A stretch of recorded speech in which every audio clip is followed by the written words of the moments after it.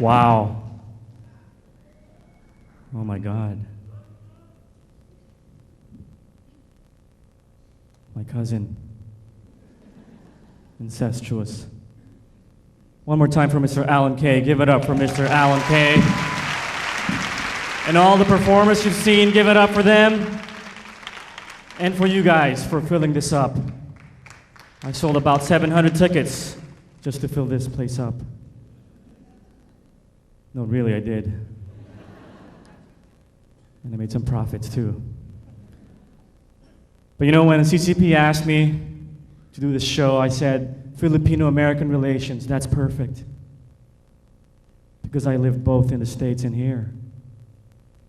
That's perfect. This show was made for me.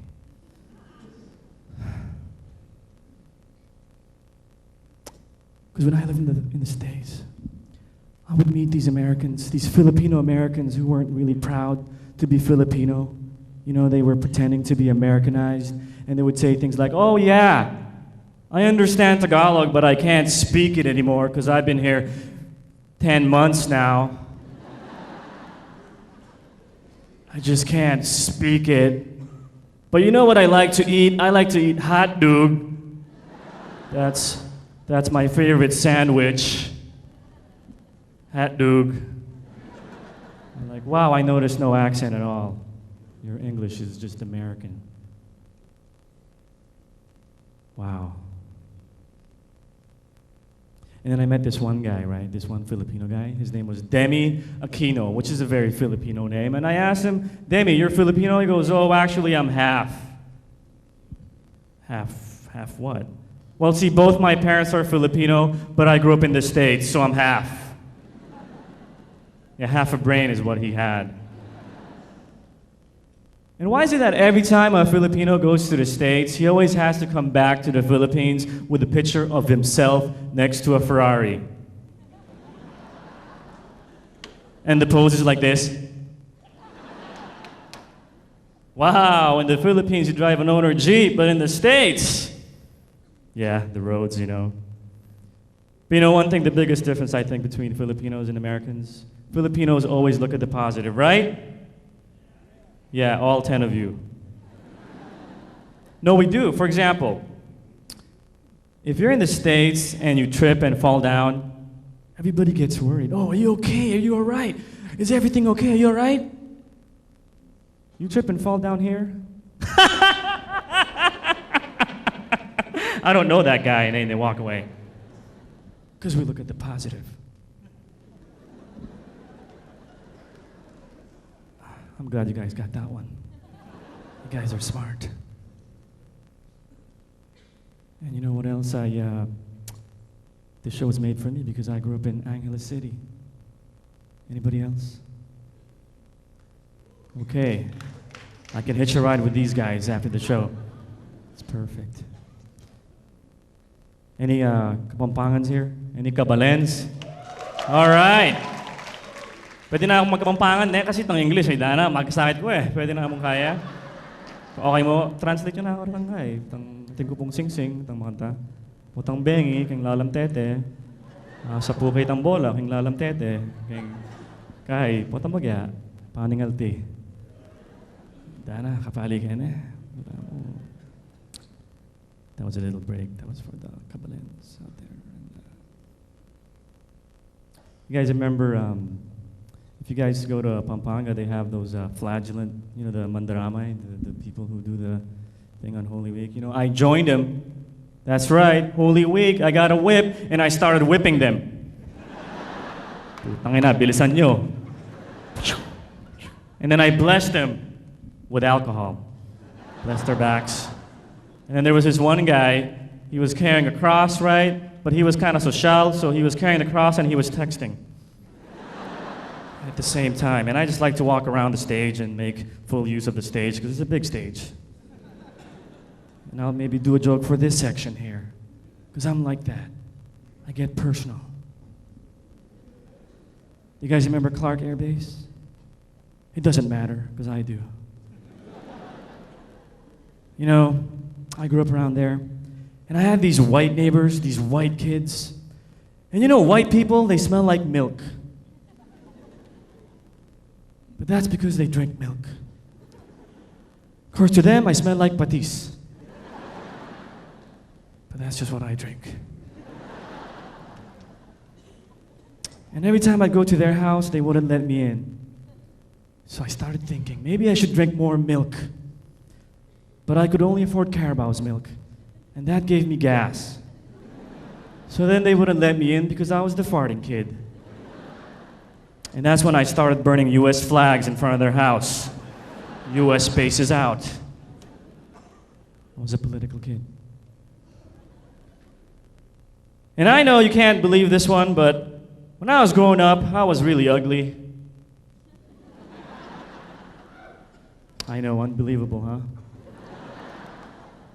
But yes, I was. You know how ugly I was? You know how people go up to your parents and go, "Is that your kid? Oh my God, he's so cute." Yeah, people went up to my mom and went, "Excuse me, is this kid bothering you?" It's like I was so ugly, my yaya refused to be seen with me in public. She made me stay 10 feet behind her, and I was still in my stroller. I had to wheel myself. Yaya, where's my patis? I was so ugly. Every time I stood next to a car that was parking, the guy would come out and give me money. "Bantayan mo, ah." Watch it. That's a true story. I wish I made that up. Because I grew up in a broken family. Everybody in my family is broke. And I have this younger brother, and my mom, he's the favorite. I could tell. My mom's always like, "Why can't you be like Mike? Look at him. He doesn't drink. He doesn't smoke. He doesn't party all night long." And I'm like, "Mom, Mike's only 10. It's true. It's true. And when I was young, I had a nickname. You know how Filipinos have these nicknames that have nothing to do with your name? Like I have a cousin, Jenny. Her nickname's Pepe. I have a cousin, Erica. Her nickname's Pak Pak. And I met this girl last week. Her name is Angela. Her nickname's Bopek. I think she's up there. You guys remember that girl, Bopek? And I asked her, "What does that mean, Bopek?" "Oh, it's short for Bosses Pekpek." And she did sound like it. Airy. And I'm glad because now I know what it sounds like. 'Cause before that, I didn't know. Well, my nickname is kind of embarrassing. I don't even know why they called me this when I was young. It's really embarrassing. But you know what they called me? Titing Caballo. I don't even know why. I think I just made history there. I think I'm the first guy to ever say Titing Caballo here at the CCP. Thank you very much. That's going to go down in the books. When I die, that'll be on my tombstone. He said Titing Caballo at the CCP. There's no joke there. I just wanted to say Titing Caballo, really. We just had a bet. I bet you can't say Titing Caballo. I bet I can. And Bosses Pekpek, too. Two. That one was good. I know. I like that one. So I moved back here in October. And one of the biggest things I had to readjust to,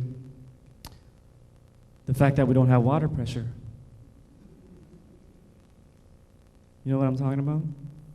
You've been on the second floor, you turn on the shower, and there's one little drop. Then you gotta go up against the wall. Oh, there, I got the drop. I got it. Then you gotta go, "Sita, wag ka muna maglaba." Nagsha-shower pa ako dito eh. Malinis naman yung jacket ko eh. So what do you have to do? You have to make use of what? The tabo, right? You know the tabo. And there's two components. There's the Big Dipper, and then there's the Little Dipper. Just like to scoop it up like that. Kind of like a taho, To me, that's really zen, the taho vendor. That's my dream, is to be a taho vendor. Because I just like to scoop that, take the extra water out, and just it's just zen. You guys know what I'm talking about, right? It's that whole, like, that's the way he does it. It's just sexy to me. It's just, and then he gives you that taho, and you're like, wow, that was really good. You look really good. That was really zen. And then you just, anyway, back to the tabo. So you fill it up, right? But then you got a lot of time because you're filling up the timba, because they're still boiling the hot water in the kitchen, right? So you know what I like to do? What I like to do with my free time, I like to use the bidet. You know that bidet? Because sometimes I don't have to go, but after I use it, I have to go. It's like a little helper. Just helps me out, you know? You ever do this though? Once you get the water filled up, you just fill up that little dipper, right? And then you just slide your head just like that. Just like that. Airtight, airtight. And you get up and then no water comes out, right? Because it's airtight, right? Right? And maybe if you're into hip hop, you move it to the side just a little bit. Just to look, yo, what's up? Right? And then you just release just a little bit, just to get your body wet. And then you grab a soap and you're like, oh yeah! Oh yeah! Yeah! Oh! And then you release the rest of it. And you were able to take a shower with one tabo. That is true talent.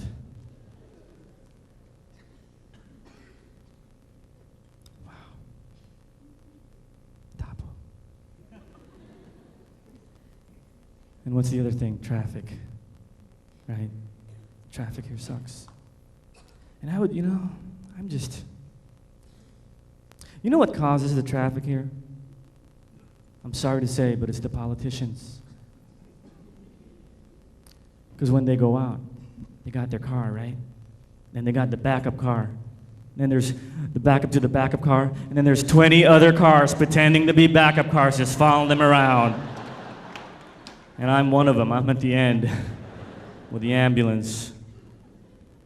And you know what I hate? I hate getting pulled over by the cops. Because they're always asking for that same thing. Money for some coffee. Meron ka bang pangkape? Konting pangkape naman dyan. Baka meron kang pangkape.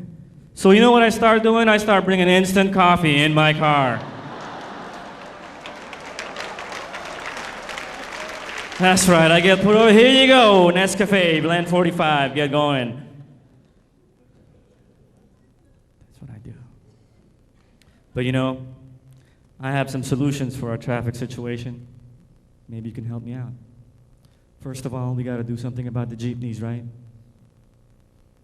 Jeepneys should only have one designated stop. Their house, that's it.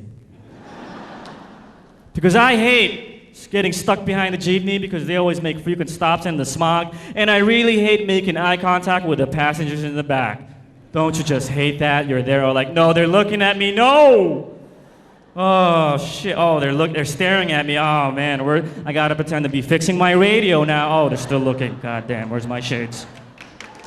Still looking, oh shit, green light, please. Oh. That's true.